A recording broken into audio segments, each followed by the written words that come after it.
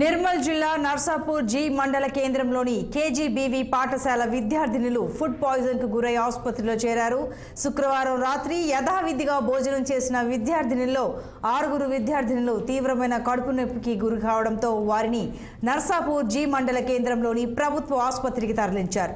6 3 కడుపు నొప్పి తీవ్రంగా ఉండడంతో హుటాహుటిన 108 అంబులెన్స్ ద్వారా జిల్లా కేంద్రంలోని ప్రభుత్వ ఆసుపత్రికి తరలించి చికిత్స అందిస్తున్నారు.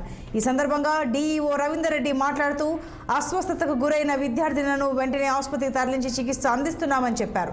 కాగా గతంలో కూడా ఇదే పాఠశాలలో విద్యార్థులు ఫుడ్ పాయిజన్ కు గురయ్యారన్నారు. ఆ ఘటన మరొక ముందే ఫుడ్ పాయిజన్ ఘటన పునరావృతం కావడం గమనార్హం.